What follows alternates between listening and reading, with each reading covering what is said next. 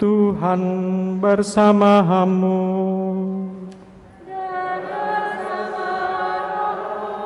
Inilah Injil suci menurut Santo Lukas.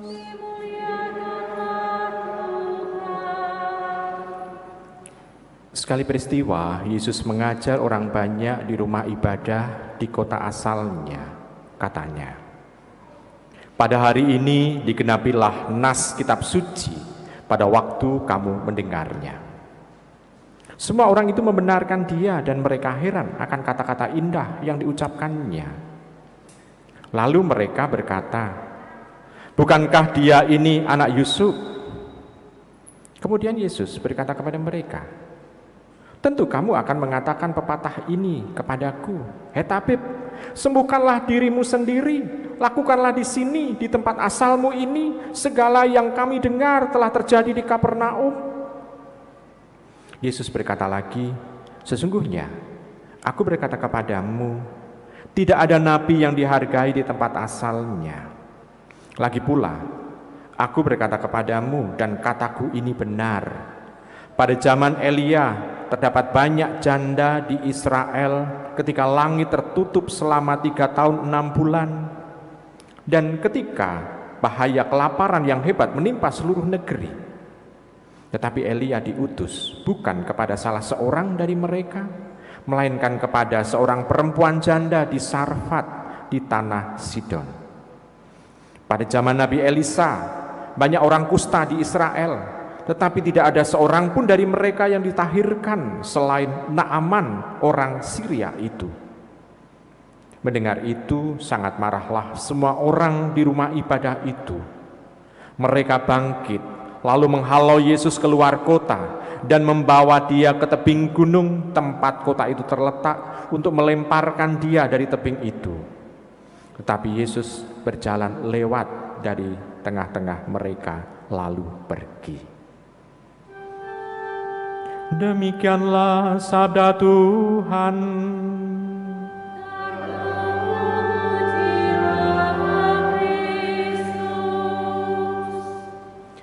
Ibu, Bapak, saudara-saudari yang terkasih dalam Tuhan. Sebelum kita mencoba mendalami bacaan Injil ini, sebetulnya bacaan Injil ini adalah lanjutan dari Injil minggu yang lalu. Minggu yang lalu Tuhan Yesus itu membaca dari kitab Yesaya, mengungkapkan tujuan hidupnya. Lalu Injilnya lanjutannya ini. Tetapi sebelum kita mendalami ini, kita mencoba melihat begini situasi di Nazaret. Nazaret sebetulnya kalau dikatakan kota kok terlalu gede gitu ya. Dalam satu penggalian arkeologi pada waktu itu ditemukan bahwa sekitar tahun Tuhan Yesus hidup itu Nazaret hanya dihuni oleh 70 rumah saja. Kalau 70 rumah itu kota atau kampung. Mungkin satu RW itu lebih dari 70 rumah ya. Satu RW lebih 70 rumah. Nah, Nazaret itu hanya dihuni oleh 70 rumah. Ya bisa dikatakan 70 kakak begitu ya. Nah, di sana kita bisa melihat orang saling kenal satu sama lain. Dan pada saat itu kita bisa melihat bahwa dari kesaksian orang-orang Nazaret, keluarga Yusuf dan Maria bukan keluarga yang terpandang. Mereka dianggap sama. Karena sekolah mereka sama. Karena sekolah pada waktu itu hanya di sinagoga. Yang penting adalah mereka bisa membaca Taurat dalam bahasa Ibrani. Karena pada zaman Tuhan Yesus, bahasa yang digunakan adalah bahasa Aram. Maka harus ada pelajaran bahasa yang lain, yaitu bahasa Ibrani, supaya mereka bisa membaca Taurat Musa. Sekolah bareng, hidup mereka bareng. Maka tidak ada yang mencolok dalam keluarga Nazaret itu. Maka pada waktu Tuhan Yesus itu pulang ke Nazaret dan Tuhan Yesus itu sudah membuat suatu keajaiban-keajaiban, mukjizat dan pewartaan di Kapernaum dan di tempat-tempat lain. Orang-orang Nazaret itu heran, dari mana ini ada? Nah, di situ memperlihatkan bahwa dalam mata manusia sebetulnya Tuhan itu sama dengan kita, sama dengan orang-orang di Nazaret. Tetapi ada sesuatu yang lebih dibanding dengan yang manusiawi itu, yang ditangkap oleh mata manusia. Hanya bisa ditangkap oleh mata iman bahwa ada Allah dalam diri Tuhan Yesus yang kebetulan semuanya itu tidak dilihat oleh orang-orang Nazaret. Karena orang-orang Nazaret hanya melihat dengan mata yang ada di kepala mereka, hanya mendengar dari telinga yang ada di kepala mereka. Tetapi mereka tidak pernah mau untuk mendengarkan melalui melalui telinga hati dan juga mata hatinya. Sehingga mereka tidak bisa melihat siapa Tuhan Yesus sebenarnya. Akhirnya mereka menolak. Awal dari kehidupan Tuhan Yesus mau mewartakan sudah ditolak oleh orang-orang Nazaret. Maka Tuhan Yesus berpikir bahwa Nazaret tidak bisa menjadi tempat pijakan bagi mereka, bagi dia. Maka dia memilih tempat yang lain, yaitu Kafarnaum. Sehingga Kafarnaum itu dijuluki dengan kota Yesus. Karena di sana Tuhan Yesus memulai karyanya. Di sana Tuhan Yesus itu juga mewartakan, di sana Tuhan Yesus membuat mukjizat. Di Nazaret sama sekali tidak ada mukjizat yang dibuat oleh Tuhan Yesus. Walaupun Tuhan Yesus bisa dikatakan 30 tahun hidup di sana gitu ya. Tapi sama sekali mukjizat tidak pernah dibuat di sana. Tuhan Yesus hanya membuat di luar dari Nazaret. Ibu bapak, saudara-saudara terkasih dalam Tuhan, pewartaan ini mau bicara apa? Mau bicara bahwa kadangkala orang yang kenal dengan dirinya, mengenal masa kecilnya, mengenal pula kenakalan-kenakalan yang mungkin dibuat oleh Tuhan Yesus, sulit untuk bisa menerima kata-kata bijak, kata-kata yang indah, kata-kata yang istilahnya saleh, kata-kata suci yang keluar dari orang itu. Kita pun kalau ketemu dengan orang yang anak yang misalnya dulu pada waktu kecil itu nakale ngundubilah, ya istilahnya bisa dikatakan oh dia TK dan SD begitu ya.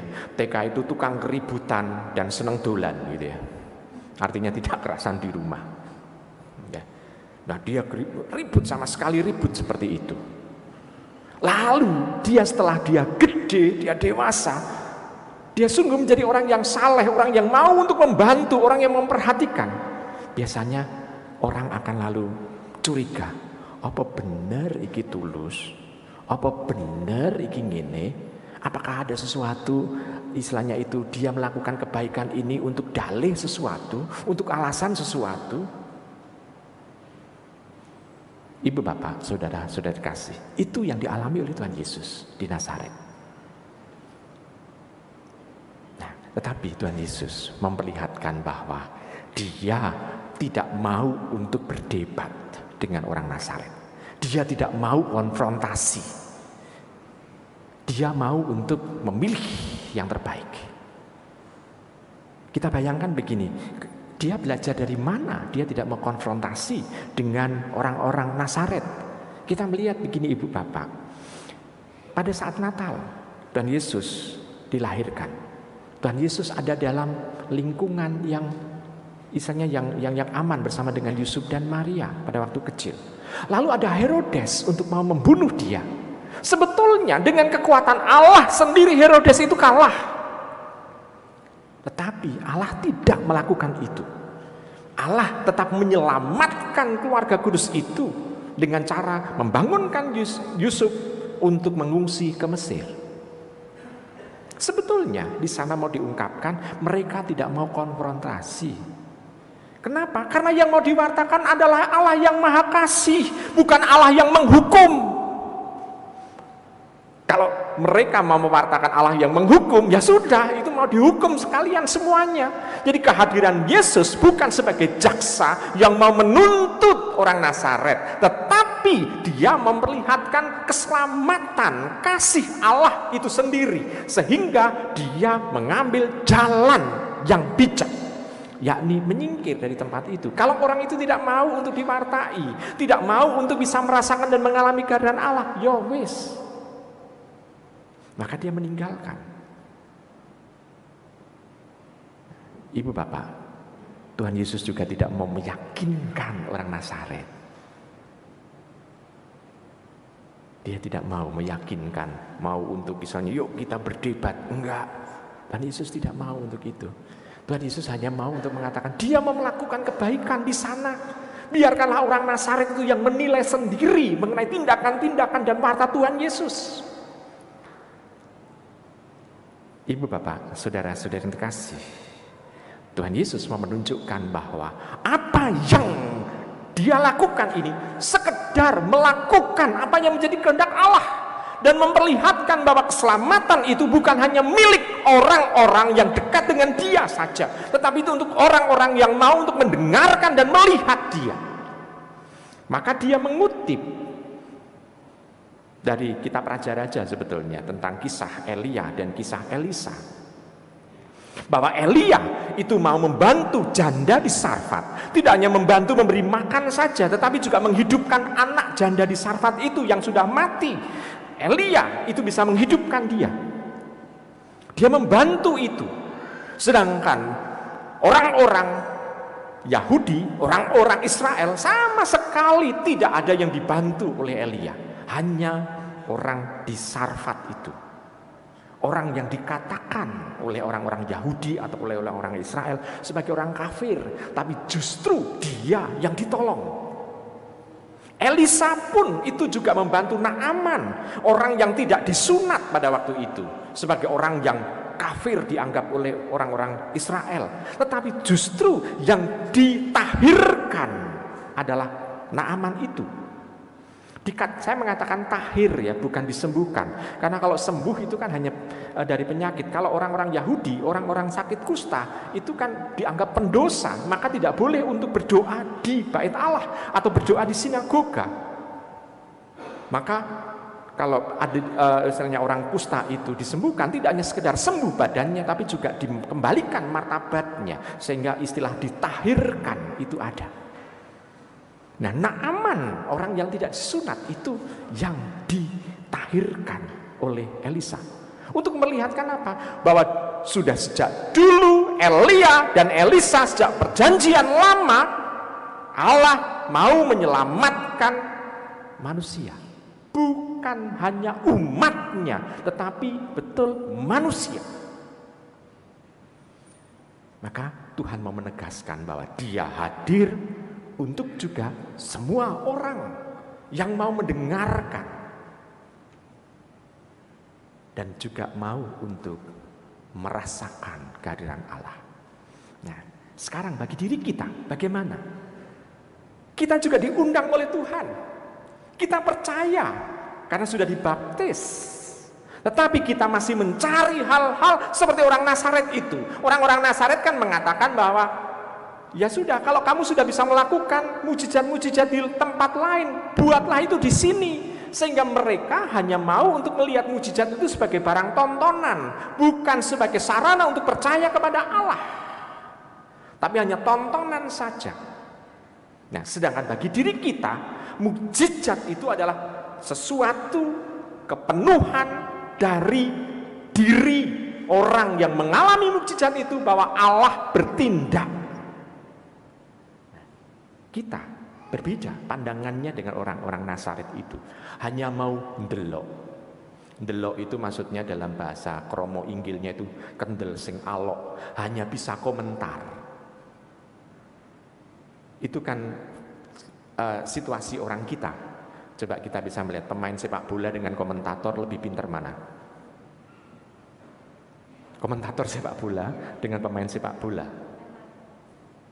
Komentator. Yang membodoh-bodohkan pemain sepak bola siapa? Komentatornya. Kalau dia disuruh main iso? Nggak iso. Maka kita juga seringkali seperti itu. Kenapa kebakaran di Indonesia itu jarang sekali bisa cepat untuk dipadamkan? Karena orang berkerumun untuk nonton. Kenapa kadang-kala ambulan itu sulit untuk bisa membantu orang yang kecelakaan bisa selamat dan bisa istilahnya baik kembali? Ya karena ambulannya tersendat karena banyak orang yang menonton. Nah, ini adalah gambaran orang Nazaret sebetulnya. Hanya mau ndelok, hanya mau nonton, hanya mau menyaksikan mujizat, tetapi hatinya itu tertutup. Nah, kita tidak mau seperti itu, namun kita ingin lebih dibanding dengan orang Nazaret. Ingin untuk bisa merasakan mukjizat Tuhan, ingin untuk bisa merasakan dan mengalami bahwa Tuhan itu hadir di depan kita. Kita bisa merasakan kehangatan Tuhan. Tetapi karena orang Nazaret sudah mempunyai pikirannya sendiri, maka dia sulit untuk bisa menerima. Sedangkan kalau Tuhan itu mau menginginkan supaya orang itu terbuka pikirannya, bahkan pikiran yang out of the box, yang di luar kotak, di luar bingkai, pikirannya harus seperti itu supaya bisa menangkap bahwa Tuhan itu bisa memungkinkan hal yang mustahil menjadi nyata. Berarti kan itu di luar kemampuan berpikir kita, karena dalam pemikiran kita ada hal yang mustahil, tetapi ternyata bisa terwujud secara nyata. Nah, maka hanya bisa orang yang bisa menerima itu adalah orang yang terbuka pikirannya dan terbuka hatinya.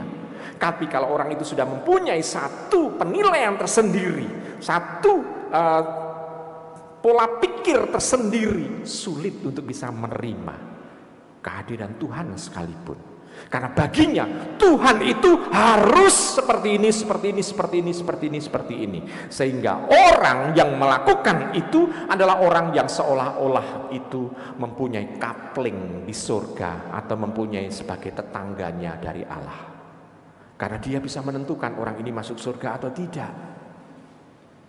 Jadi orang itu adalah orang yang justru ngatur Tuhan, bukan menerima kehadiran Tuhan. Nah, Ibu Bapak, Saudara yang terkasih, kita umat di Paroki Santo Mikael Semarang Indah pasti adalah umat yang terbuka pikiran dan terbuka hati, sehingga kita nantinya bisa merasakan dan mengalami kasih Tuhan, sehingga Tuhan tidak kita biarkan lewat begitu saja seperti orang Nazaret yang membiarkan Tuhan lewat di tengah-tengah mereka tanpa Tuhan melakukan apa-apa. Tetapi kita adalah orang yang mau untuk ikut Tuhan, menyaksikan dan merasakan Tuhan hadir dalam hidup kita. Amin. Marilah kita tegak berdiri, kita ungkapkan syahadat kita kepada Allah.